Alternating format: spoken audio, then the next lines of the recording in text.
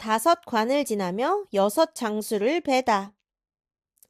급히 수레를 몰고 말을 달린 관공, 관우가 관공이에요. 관공의 일행은 오래전에 북문에 이르렀다.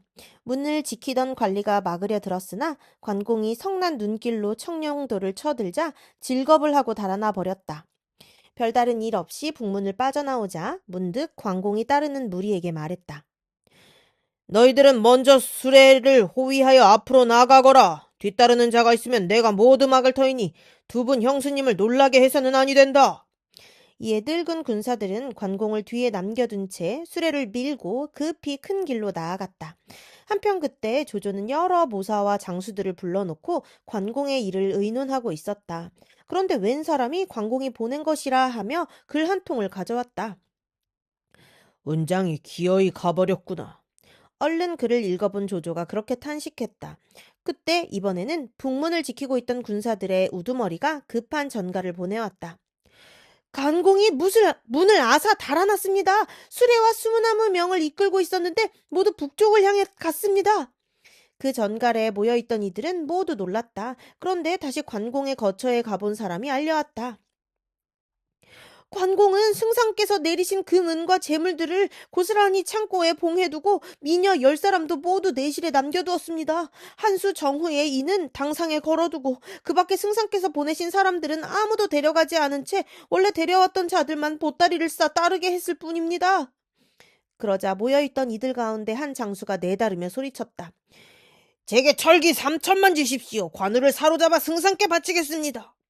조조가 그 장수를 보니 채양이란 자였다. 원래 조조의 장수들 중에서 장묘와 서황은 관공과 교분이 두터웠고 다른 장수들도 모두 관공에게 경복하는 터였으나 오직 채양만이 관우를 대수롭지 않게 여겼다.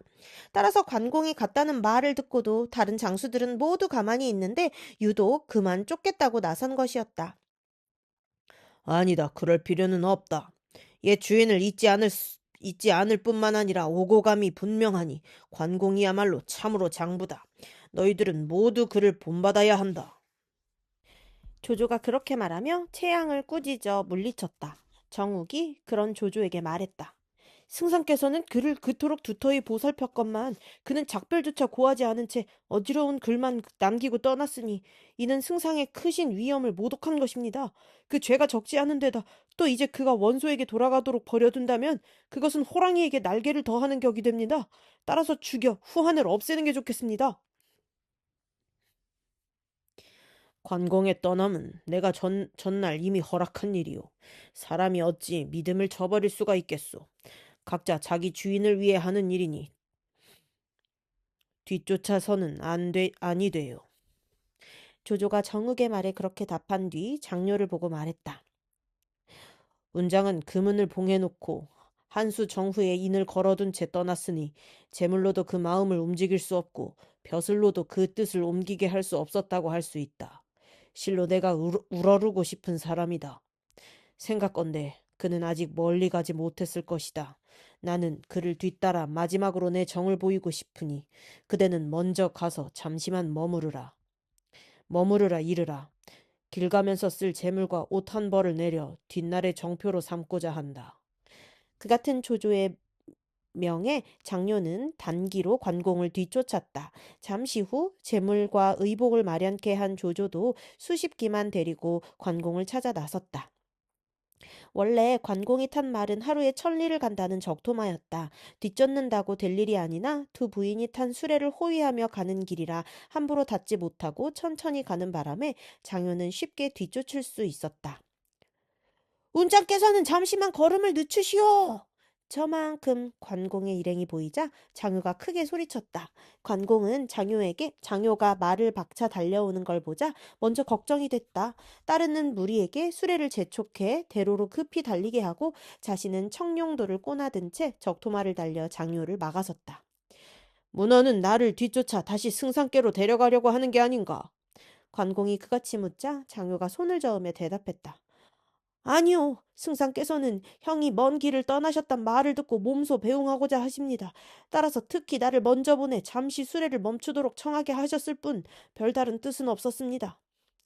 그렇다면 기다리겠소. 하지만 하지만 만약 승상이 철기를 거느리고 온다면 나는 한판 죽기로 싸워볼 것이오. 관우는 그렇게 대답하고도 마음이 놓이지 않는지 혼자서 여럿을 대적하기 좋은 다리목에 자리를 잡았다. 오래자나 조조가 수십 기를 이끌고 나는 듯 달려오는 게 보였다. 그 등 뒤를 따르는 것은 허저, 서황, 우금, 이전 등의 장수들이었다. 조조는 관우가 말을 탄 채 다리 위에 서 있는 걸 보고 자신을 의심하고 있음을 짐작했다. 함께 온 장수들에게 말을 멈추고 좌우로 벌려 서게 했다. 장수들의 손에 병장기가 없는 걸 보고서야 관공도 조금 마음을 놓는 듯했다. 운장은 어찌 그리 서두르시오? 조조가 목소리를 부드럽게 하여 물었다. 관공은 말 위에서 몸을 굽혀 예를 표한 뒤 대답했다. 이 관 아무개는 전에 일찍이 승상께 말씀드린 대로 하고 있을 뿐입니다. 이제 옛 주인께서 하북에 계시다니 제가 어찌 급히 서두르지 않을 수 있겠습니까? 여러 차례 승상 보러 갔으나 승상을 배울 길이 없어 할 수 없이 글을 올려 작별을 대신하고 떠났습니다. 그동안 승상께서 내리신 금은은 모두 창고에 봉해두고 인수도 당상에 걸어두고 왔으니 바라건대 승상께서는 지난날의 약조를 잊지 마시고 저를 이대로 가게 해주십시오. 나는 천하 사람들로부터 믿음을 얻고자 하는 사람이요. 어찌 지난날의 약조를 저버릴 수가 있겠소. 다만 장군께 길 가는 동안 모자람이 있을까 걱정되어 약간의 노자를 드리고 보내려 할 뿐이외다.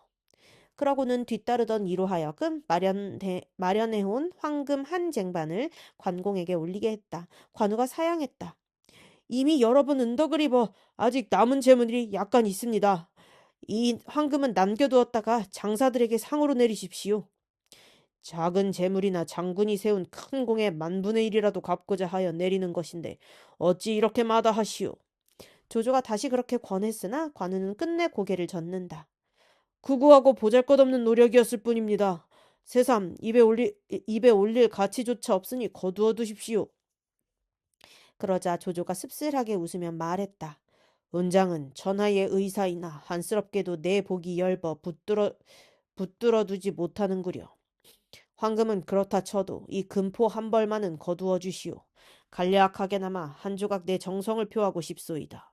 그리고 한 장수로 하여금 두 손으로 금포를 관공에게 받쳐 올리게 했다. 관공은 그것마저 거절할 수는 없었다. 그러나 다른 변이 있을까 두려워 청룡도 끝으로 옷 보퉁이를 꿰어 받은 다음 금포를 꺼내 몸에 걸쳤다.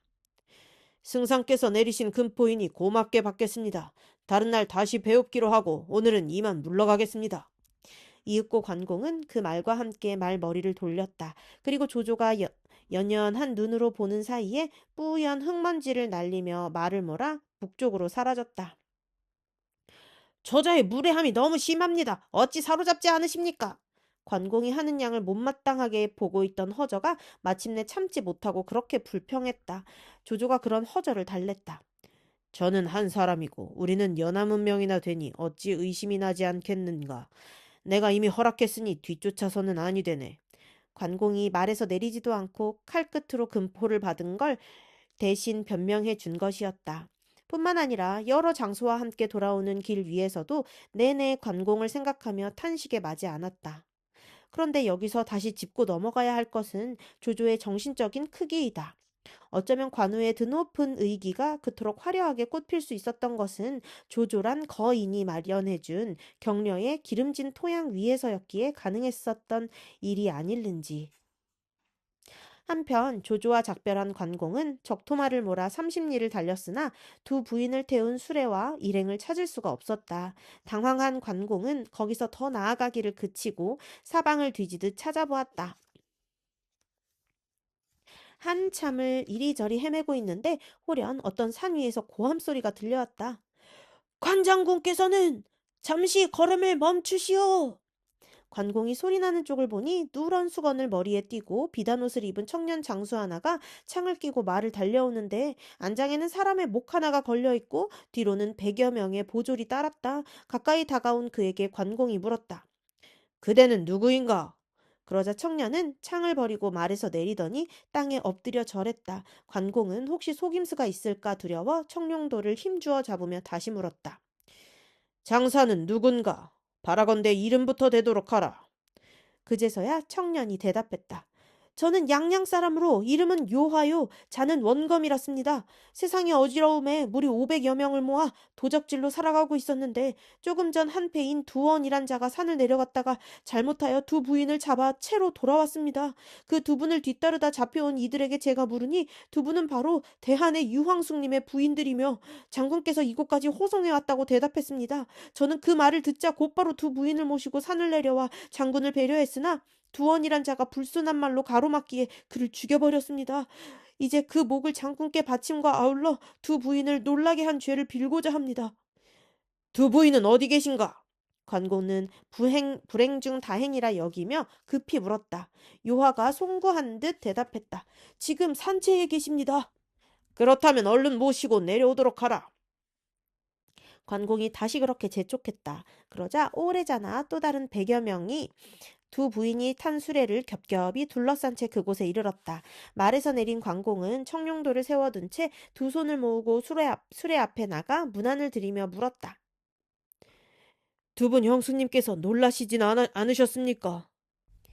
만약 요 장군이 돌보아 주시지 않았더라면 이미 두원에게 욕을 보았을 것입니다. 두 부인이 아직도 놀람과 두려움에서 깨어나지 못한 듯 떨리는 목소리로 대답했다. 대강 요하의 말과 같으나 그래도 온전히 믿을 수 없다는 듯 관공이 이번에는 부인을 모시고 있던 군사들에게 물었다.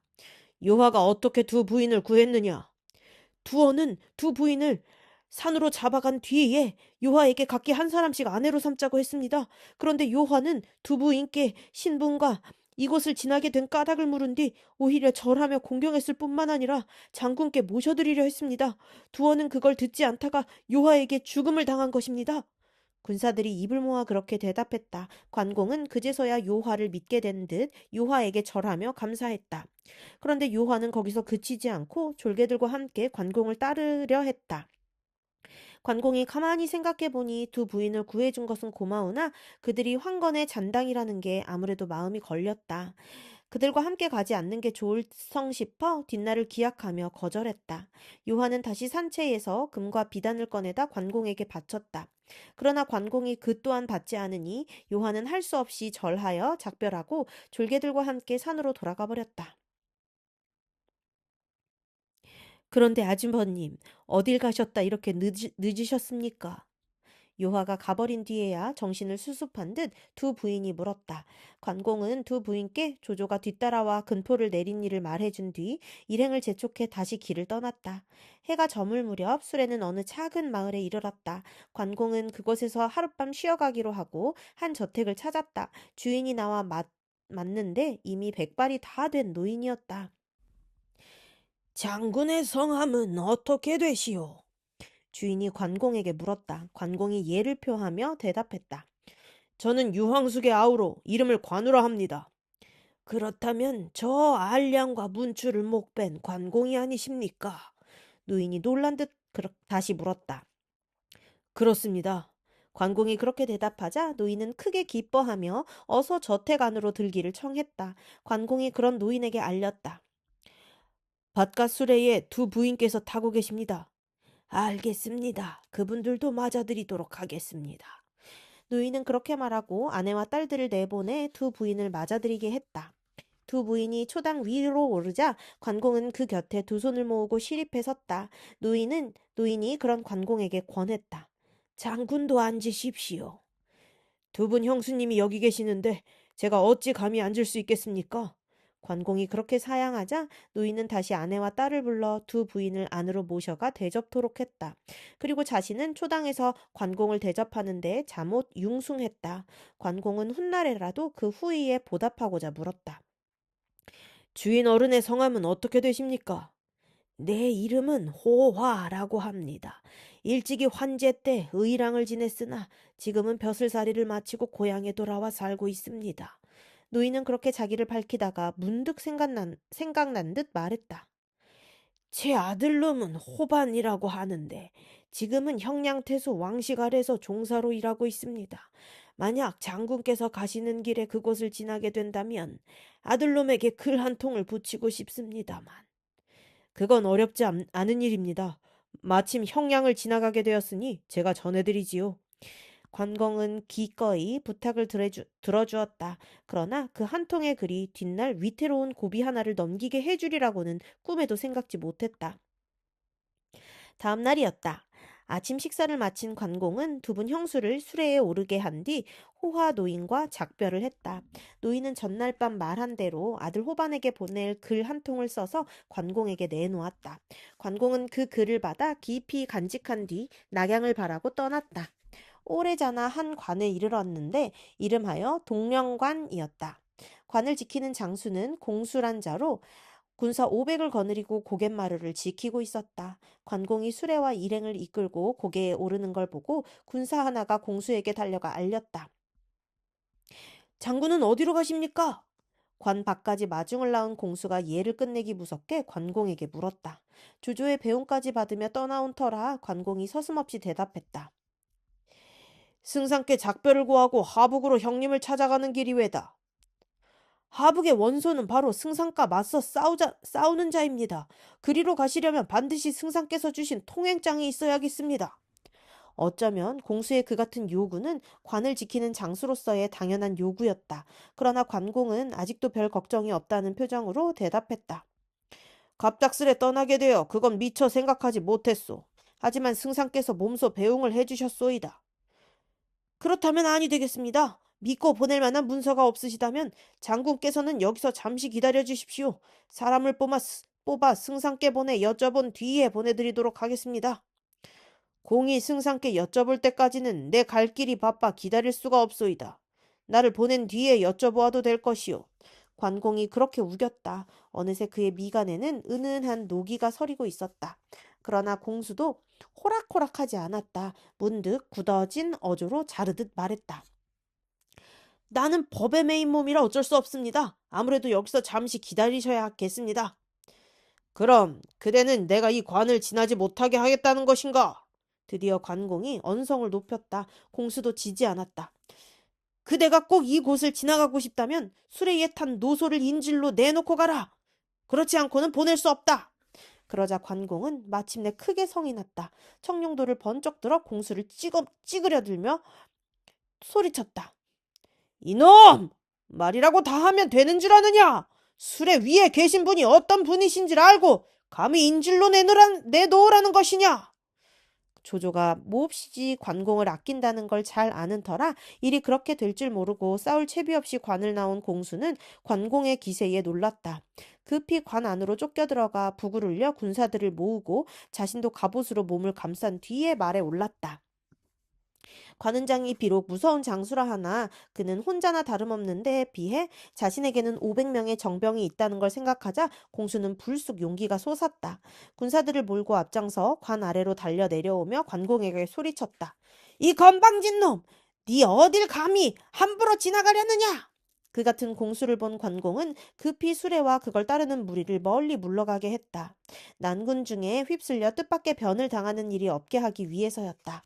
늙은 군사들에게 호위되어 수레가 한켠으로 저만치 물러난 걸 보고 관공은 비로소 말을 내달렸다. 터무니없는 큰 소리에는 한마디 대꾸도 없이 똑바로 공수를 향해 달려갈 뿐이었다.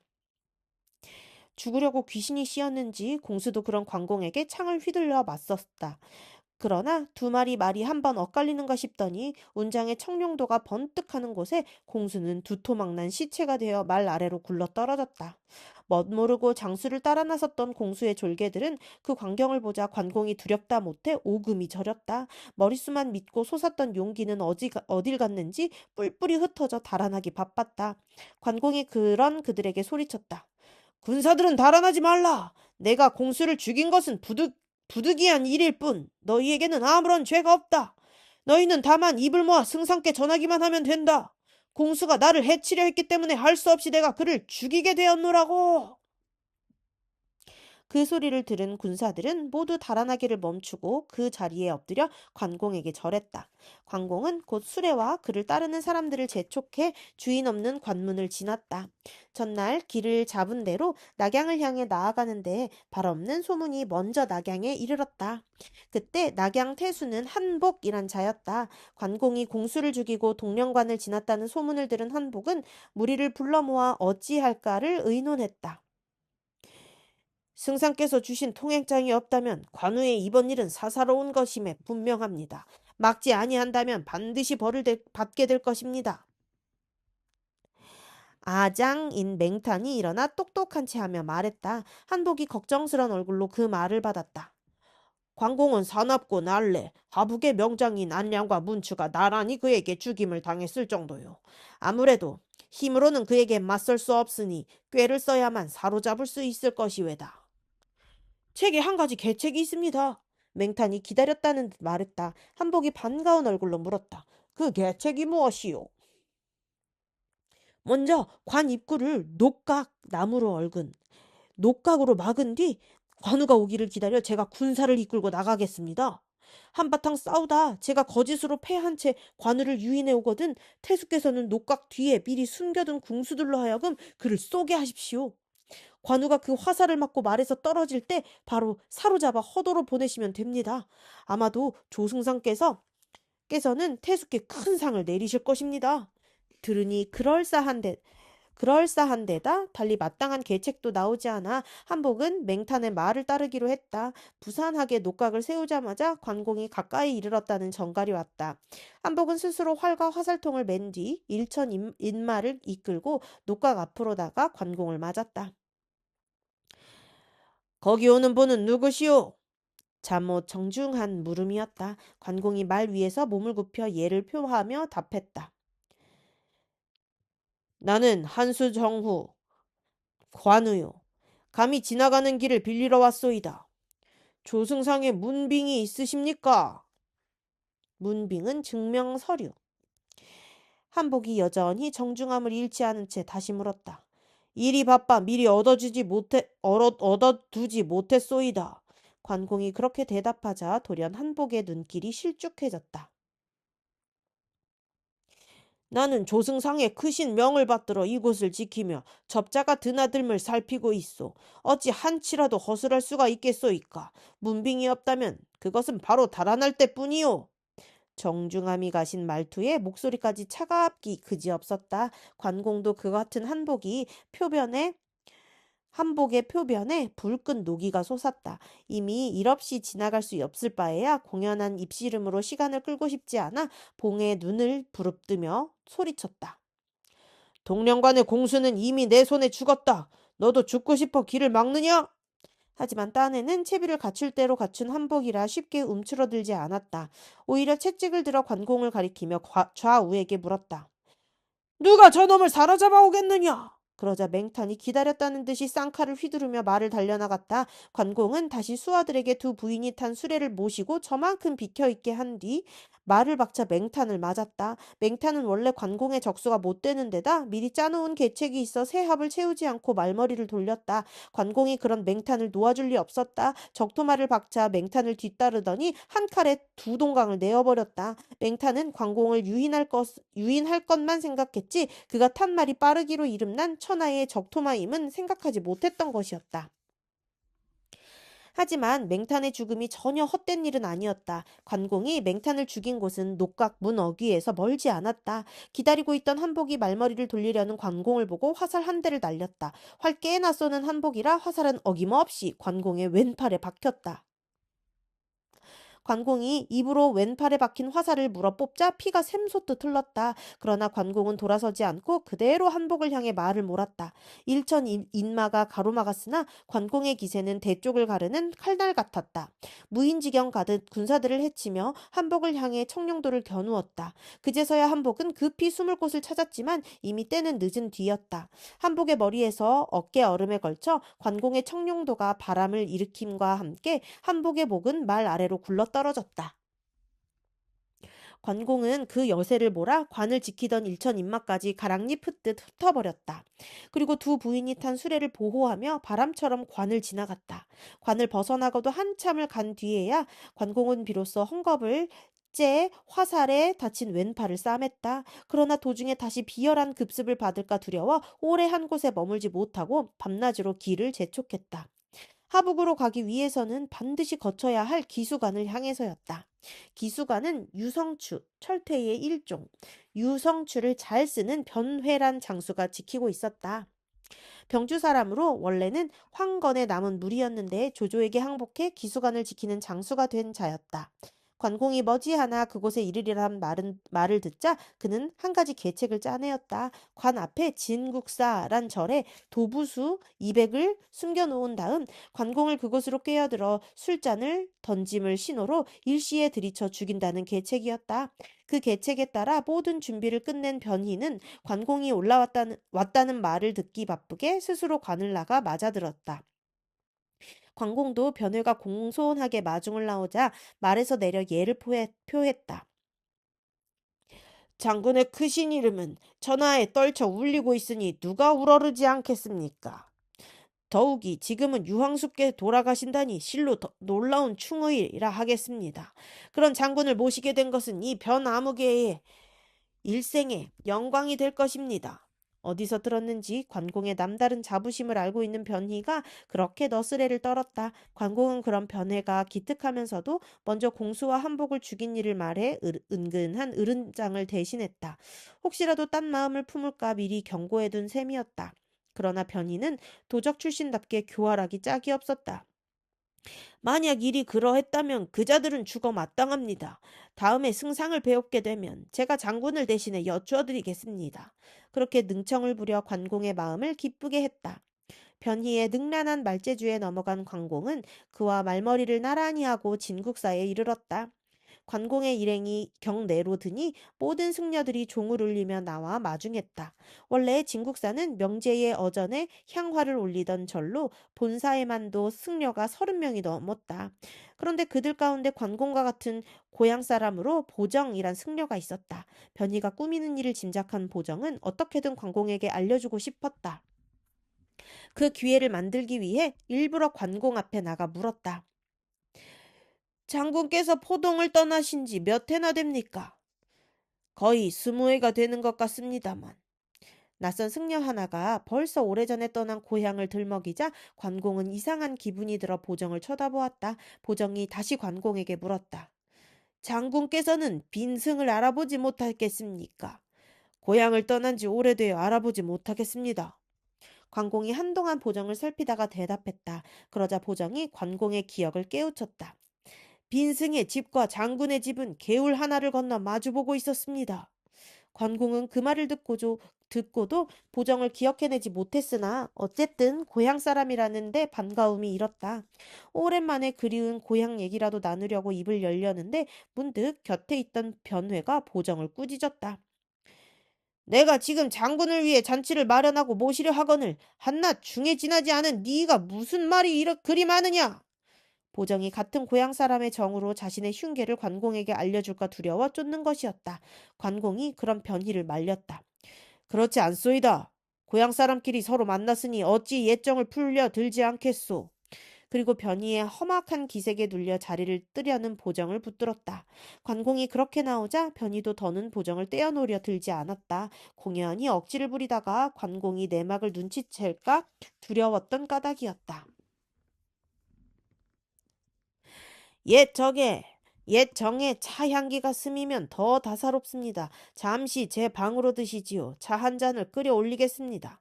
변희가 수그러드는 걸 보고 보정이 용기를 내어 관공을 청했다. 눈치만 살피다가 이를 그르칠까 걱정돼 마음을 다잡아 먹은 것이었다. 보정의 타는 속도 모르고 관공은 한가로운 소리만 했다. 두 분 부인께서 수레에 계시니 먼저 그곳부터 차를 올린 뒤에 함께 마시도록 하는 게 옳겠소. 이에 보정은 급한 중에도 두 부인에게 먼저 차를 올린 뒤에야 관공을 자기 거처로 청해 드릴 수 있었다. 그러나 아무리 둘밖에 없는 방안이라고는 하지만 변희가 사람을 보내 엿듣는 게 걱정이 되었다. 보정은 알고 있는 것을 말로 하지 못하고 눈짓 손짓으로 대신했다. 손으로는 자기가 찬 계도를 가리키고 눈은 관공을 바라보는 식이었다.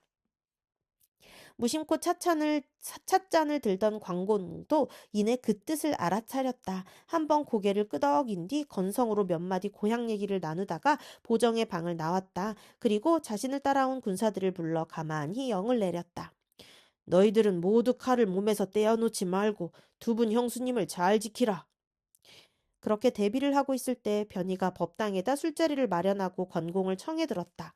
관공은 아무것도 모르는 채 법당으로 들어가 변희와 마주 앉았다. 변희가 입에 발린 말로 관공을 축히며 술잔을 내밀었다. 그때 관공이 불쑥 물었다.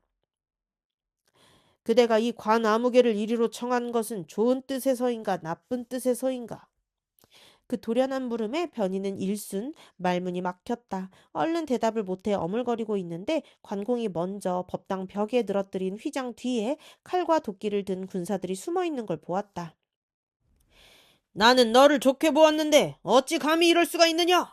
관공이 큰 소리로 변희를 꾸짖었다. 그제서야 변희는 자기가 꾸민 일이 관공에게 들켜버린 걸 알았다. 관공에게 건네려던 술잔을 내던지며 소리쳤다. 모두 나와 손을 써라! 그 소리를 듣자 휘장 뒤에 숨어있던 도부수들이 우르르 달려나왔다. 그러나 어느새 뽑아든 관공의 칼 아래 집단 넘어가듯 하다가 거미 새끼처럼 흩어져 달아나 버렸다. 그 광경을 본 변희는 급했다. 술상을 걷어차며 법당을 빠져나가 낭하 쪽으로 달아났다. 차고 있던 칼로 도부수 등을 베어 쫓은 관공은 곧 그 칼을 버리고 청룡도를 집어들더니 변희를 뒤쫓았다. 변희는 관공의 손에서 벗어나기 어려움을 깨닫자 소매 속에 감추어 두었던 철퇴를 꺼냈다. 유성추라 하여 던질 수 있게 된 철퇴였다. 변희는 때를 보아 철퇴를 날렸다. 평소에 뽐내던 솜씨라 철퇴는 관공의 면상을 향해 그야말로 유성처럼 날아들었다. 하지만 그보다 앞선 것은 관공의 솜씨였다. 날아오는 철퇴를 청룡도로 가볍게 쳐낸 뒤 그대로 변희를 뒤쫓아 한 칼에 쪼개버렸다. 이어 두 형수가 타고 있는 수레가 걱정이 된 관공은 절 마당으로 몸을 날렸다. 변희의 졸개들일 성 싶은 한때의 군사들이 수레를 에워싸고 있다가 관공이 피 묻은 청룡도로를 든 채 달려오는 걸 보고 질겁을 하며 흩어져 달아났다. 관공은 그들을 멀리 쫓아버린 뒤에야 보정을 찾아 감사를 드렸다. 대사에 고마우신 가르치심이 없었던들 우리는 모두 이자들에게 해를 입었을 것입니다. 실로 이 은혜를 어떻게 갚아야 할지 모르겠습니다. 그 말에 보정이 합장하며 담담히 대꾸했다. 모두 부처님 뜻입니다. 하지만 빈승 역시 의발을 수습해 이곳을 떠나야 할 듯 싶습니다. 변희의 수하들이 이 몸을 용납하지 않을 것이니 낯선 곳으로 가 구름처럼 떠돌며 지내야겠지요. 다시 뵙게 될 때까지 장군께서도 옥체를 보증하십시오. 관공은 그런 보정에게 거듭 감사한 뒤 다시 두 형수가 탄 수레를 보호하며 형량을 바라고 떠났다. 형양태수 왕식은 한복과 집안길이 매우 가까운 사이였다. 한복이 낙양에서 관운장에게 죽음을 당했다는 소문을 듣자 무리를 모아놓고 원수 갚음을 의논했다. 마침 관공이 형량으로 오고 있다는 말을 듣고 그걸 남몰래 그를 해칠 좋은 기회라 여긴 까닭이었다. 의논을 거듭해도 관공을 쉽게 죽일 수 있는 길은 역시 꾀를 쓰는 것뿐이었던지 왕식 또한 변희처럼 관공을 반기는 채 맞아들이는 것으로 시작했다. 관 밖까지 나가 마중하며 웃는 얼굴로 물었다. 장군께서는 어디로 가십니까? 형님을 찾아 하북으로 가는 길입니다. 승상께서도 이미 허락하신 일이니 조용히 관을 지나가게 해주십시오.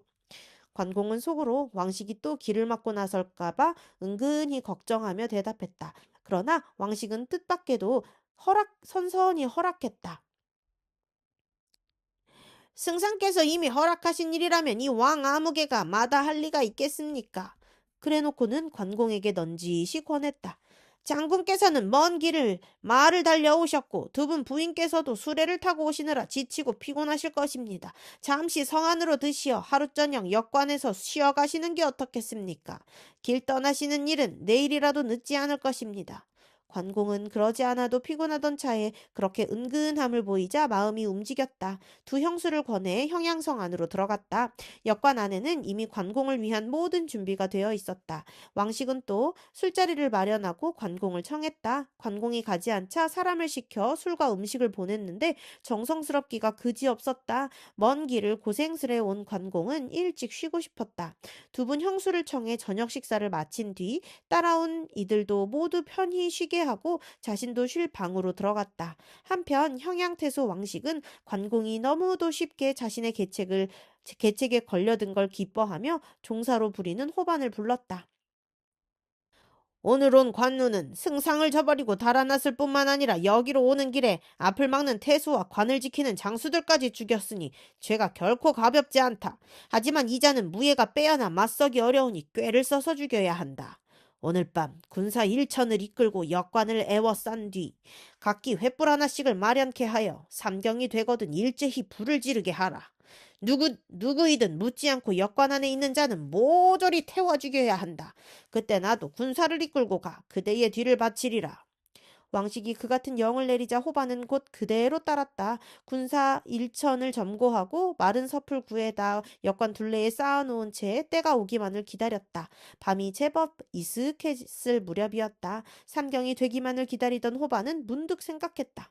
관은장의 이름을 들은 지는 오래되었으나 아직 그 모양을 보지 못했다. 죽이기 전에 어떻게 생겼는지 보기나 하자. 그리고 몰래 역관으로 가 영리에게 물었다. 관장군은 어디 계신가? 정청에서 책을 보고 있는 사람입니다. 영리가 그렇게 대답했다. 호반은 가만히 마루에 올라 관공의 모습을 훔쳐보았다.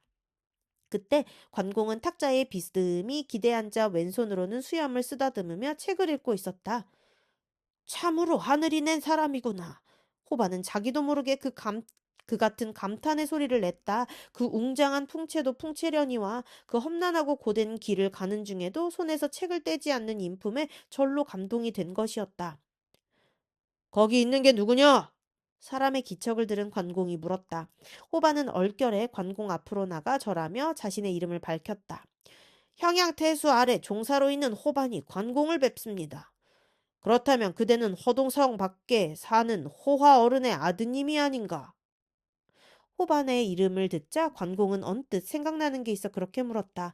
호반이 그렇다고 대답하자 관공은 곧 부리는 이를 소리쳐 부르더니 명했다. 내 짐 속에 들어있는 글을 가져오너라. 종자가 가져온 편지를 호반이 받아 읽어보니 아버지의 글이었다. 집안 소식과 아울러 관공을 도와주라는 당부가 들어있었다. 그러자나도 관공의 풍채와 인품에 반해 있던 호반은 글을 다 읽자 홀로 탄식했다. 하마터면 충성스럽고 의로운 사람을 죽일 뻔했구나. 그리고 가만히 관공에게 알려주었다. 왕식은 어질지 못한 마음을 품고 장군을 해치려 하고 있습니다. 몰래 사람을 시켜 역관을 애워싸게 해놓고 삼경이 되면 불을 질러 안에 있는 사람들을 모두 태워 죽일 작정입니다. 제가 먼저 가서 성문을 열어드릴 터이니 장군께서는 급히 수레를 수습해서 성을 나가도록 하십시오. 그 말을 들은 관공은 크게 놀랐다. 곧 갑옷을 걸치고 말에 오른 뒤 두 분 형수를 청해 수레에 오르게 하고 역관을 나섰다. 나오다 보니 담 밖에는 과연 군사들이 각기 회를 들고 담 안의 동정을 살피고 있었다. 관공은 일행을 재촉하여 급히 수레를 몰게 했다. 성문에 이르니 먼저 간 호반이 어느새 문을 열어놓고 있었다. 관공은 일행을 더욱 재촉해 성을 빠져나왔다. 하지만 몇 리 가기도 전에 홀연 등 뒤에서 대낮 같은 횃불을 밝혀든 인마가 쫓아왔다. 앞선 사람은 바로 형량태수 왕식이었다. 관우는 달아나지 말라! 왕식이 따르는 졸개들의 머릿수에 힘입어 제법 호기롭게 소리쳤다. 관공이 말굽비를 당겨 돌아서며 왕식을 꾸짖었다. 왕식 이 하찮은 것아! 너와 나는 아무것도 원수진 일이 없거늘 너는 어찌하여 나를 태워주기로 했느냐? 그 말에 왕식은 자신의 비겁한 계책이 관공에게 들킨 걸 알았다. 부끄러움이 분노로 변해 겁도 있고 말을 박쳐 달려나갔다. 창을 꼬나들고 관공을 향해 닿는 품이 잠옷 장수다웠으나 처음부터 어림없는 일이었다. 관공의 청룡도가 한 번 번뜩하는가 싶더니 왕식은 어느새 허리가 두 동강 나 말 아래로 떨어졌다. 태수인 왕식이 그 꼴로 죽자 따라오던 졸개들은 겁에 질렸다. 관공을 뒤쫓을 생각은커녕 무기를 던지고 달아나기 바빴다. 관공은 일행을 데리고 길을 재촉하면서도 속으로는 호반에게 감사해 마지 않았다. 관공이 다음으로 지나야 할 곳은 활주였다. 태수 유연은 전날 동군에서 원소의 침공을 받아 위태로웠을 때 관공이 와서 구함을 받은 적이 있었다. 바로 안량을 죽인 싸움이었다. 관공이 온다는 말을 듣자 수십 기를 이끌고 나가 맞이했다. 태수께서는 그간 별거 없으시었소? 관공이 말 위에서 허리를 굽혀 무난했다. 유연이 공손히 답례하며 물었다. 공은 지금 어디로 가려 하십니까? 승상께 작별을 드리고 형님을 찾아가는 길이 왜다. 관공이 거리낌 없이 대답했다. 현덕공이 계신 곳은 하북의 원소에게라 들었습니다. 원소는 곧 승상의 큰 적인데 어떻게 승상께서 공이 가시는 걸 허락하셨습니까? 유연이 아무리 관공을 좋게 본다 해도 역시 조조의 사람이었다. 그대로 자기 땅을 지나 보낼 수 없어 물었다. 이번에는 믿어주기를 빌며 관공이 대답했다. 지난날 내가 승상께로 갈 때 미리 말한 바가 있었소이다. 이번 길은 그때 정한 바에 따른 것이라 승상께서도 막지 않으셨소. 유연이 그 말을 듣고 가만히 헤아리니 조조나 관우의 사람 됨으로 보아 있을 법한 일이었다. 그대로 도망치는 길이 아님을 다행으로 여기며 길을 비켜줌과 아울러 관공에게 일렀다. 알겠습니다. 하지만 이제 곧 황하에 이르게 되실 것이니 그때가 걱정입니다. 물을 건너는 길목의 관을 하후돈의 부장 진기가 지키고 있는데 아마도 장군께서 그대로 지나가시는 걸 용납하지 않을 것입니다. 그렇다면 태수께서 배를 내줄 수는 없겠소이까? 귀찮은 싸움이 싫은지 관공이 유연에게 물었다. 그러나 유연도 그 일은 난감한 모양이었다. 배는 있습니다만 그 말씀은 따르기가 어렵습니다. 장군께서 너그러이 보아주십시오. 유연이 그렇게 거절했다. 관공은 그런 유연에게 따지듯 물었다. 나는 전에 알량과 문추를 죽여 그대의 어려움을 풀어준 적이 있어. 그런데 오늘 물을 건널 배 한 척을 내줄 수 없다니 그게 무슨 말씀이시오? 하후돈이 그 일을 알까 두려워서 그랬습니다. 만약 내가 장군께 배까지 내주었다는 것을 알면 반드시 벌을 내릴 것입니다. 유연은 송구스런 얼굴로 까닭을 밝혔다. 관공은 유연의 약하고 겁 많은 소리에 울컥 화가 치밀었으나 참았다. 남의 밑에 있는 그 처지도 처지려니와 그래도 길을 막지 않는 호의를 높이 산 것이었다. 할 수 없구나. 가자. 수레를 몰아라. 관공은 수아에게 그렇게 영을 내려 황하 나루로 향했다. 유연의 말대로 과연 진기가 군사를 이끌고 나와 기다리고 있었다. 오는 이는 누군가? 진기가 다가오는 관공 일행을 향해 소리쳤다. 관공이 무겁게 대꾸했다. 대한의 수정후 관우회다. 지금 어디로 가시오? 관공이 자신을 발컥했건만 진기는 조금도 겁먹은 기색이 없이 물음을 거듭했다. 여러 관에서 해온 대답을 관공이 되풀이했다. 하북으로 가서 형님인 유현덕을 찾으려 하오. 승상의 공문은 어디 있어? 나는 승상의 다스림을 받는 사람이 아니거늘 공문이 있을 리에 있겠소? 관공이 그렇게 대답하자 진기가 앞뒤 없이 목소리를 높였다. 나는 하우던 장군의 명을 받들어 이 관을 지키고 있는 사람이다. 네가 날개가 돋쳐 난다 해도 이곳을 지나지는 못하리라. 관공도 그 말에 성이 났다. 봉의 눈을 부릅뜨며 진기에게 소리쳤다. 너는 내가 길을 막는 자는 모조리 베었다는 소리를 듣지 못했느냐? 그래도 진기는 눈 하나 깜빡 않고 오히려 비웃듯 대꾸했다. 네가 죽인 것은 기껏 이름 없는 조무래기 장수들에 지나지 않는다. 감히 나까지 죽일 수 있다고 믿느냐? 그렇다면 알량이나 문추는 어떠냐? 네가 그들보다 낫다는 소리냐? 가소롭구나. 관공이 그렇게 다시 진기를 몰아세웠다. 겁없는 진기는 더 참지 못했다. 칼을 들고 말을 박자 똑바로 관공에게 덤벼들었다. 하지만 가상스런 것은 기세뿐이었다. 두 말이 서로 엇갈리는가 싶자 관공이 청룡도를 세웠다 내리치는 곳에 진기의 목이 떨어져 뒹굴었다. 내게 맞서려던 자는 모두 죽었다. 다른 사람은 죄가 없으니 놀라거나 달아나지 말라. 얼른 배를 구해 내가 물을 건너도록 도우라. 관공의 그 같은 말에 진기의 졸개들은 황급히 배를 구해왔다. 관공의 두 형수를 청해 배에 오르도록 했다.